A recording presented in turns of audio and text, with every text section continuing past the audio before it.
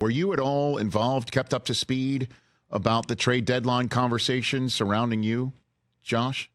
No, it was a little crazy how it all happened, during my time in Arizona. Finished up the game in Baltimore and then ended up getting traded right before the trade deadline on Tuesday.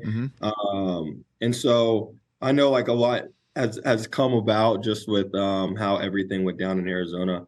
I do want to say like I really enjoyed my time there, and I enjoyed my time with JG and Monty and Drew and Izzy and that entire staff. And I was thankful for that opportunity to go out and compete and be a day one starter in Arizona, because it's something that I dreamed of being. But I know when the trade deadline comes, it's all crazy. It's craziness. And so I didn't know what was going to happen. I knew Kyler's return was very imminent in Arizona.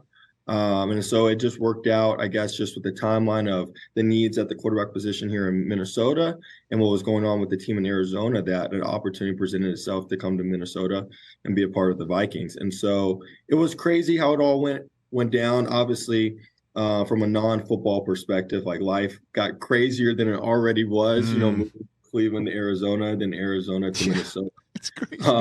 It is crazy. But yeah, but it was another opportunity to grow and be able to continue being starting football in the National Football League. So I take it in stride. Like I'm thankful to be here, honestly. I was just asking to know if there was anybody other than Minnesota that was knocking on the door for you.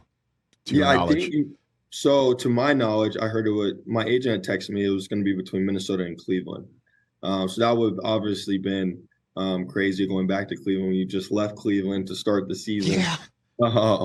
But yeah, no, I'm glad I ended up in Minnesota. Obviously, you've got a playoff shot here. There's just no doubt about it. And the way that you're playing, clearly, your teammates are excited to have you. I mean, I love that video of you coming into the locker room after you won the first game you played. It wasn't your first start. You got thrown in there. And so my question for you, I have so many questions for you, Josh, but is it true Kevin O'Connell was in your ear up until the last second pre-snap, telling you about the play and also throw it here, you got a curl here, you got this there? Like, can you confirm that was actually happening in your first game with the Vikings?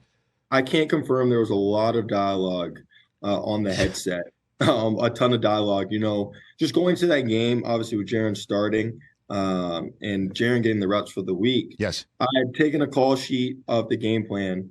I spent a lot of time with Grant, our assistant QB coach, and Chris, our QB coach, going through the call sheet and just saying, hey, like, this is what I'm comfortable with. If something happens, I have to go in the game.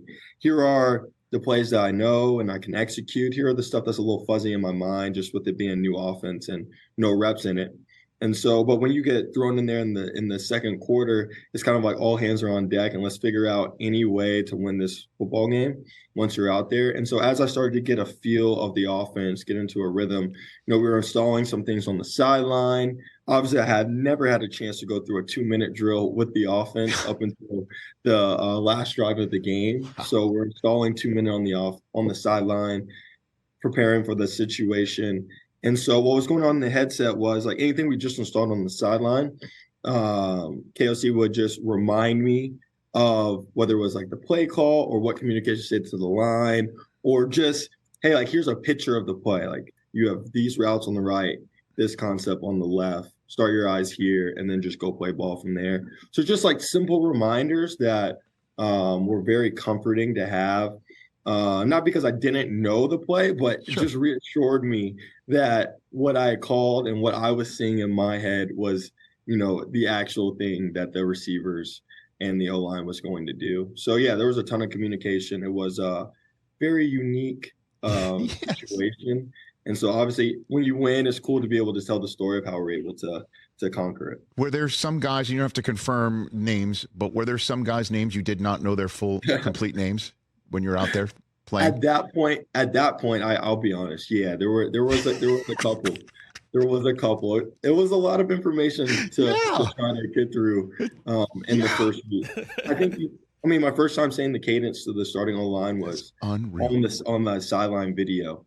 And so we had some kinks we had to work out very quickly once we got into the live action, but we were able to overcome the lack of names known on the field. Unbelievable. And I love your honesty. It's true, man. I would too, but I'm also older and I'm not a scientist either on all of this. But in one last question before you just turn the here and now, and I'll let you go on with your day.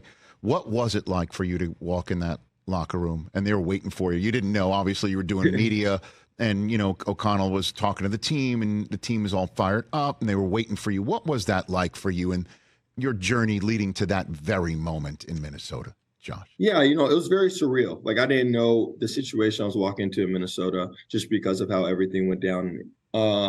In Arizona, like my mind, my headspace was there. And so to come, meet a new team, go through a week in the middle of the season as a quarterback where you have a routine, but now you're also trying to learn a new offense and learn new players, new teammates, and just get a new flow. Like, there was a lot of emotions just throughout the week. And, I think like any player can speak on this. Like, when you get traded to a new team, signed with a new team, or even when you're drafted, like, the biggest thing you want to do is not let your new teammates down, right? You want to come in, make a good impression with your new teammates, and allow them to get to know you, who you are, your work ethic. But also, when you come into a team that's rolling, that's on a 4-game win streak at that time, is, playing really good football, and you come in as a quarterback, like, the last thing you want to do is be the one to stop the train from moving in the direction it's moving. So it meant a lot to be able to come in and contribute and play the role I did, and be a good teammate to the guys that have been working so hard to play really good football here in Minnesota.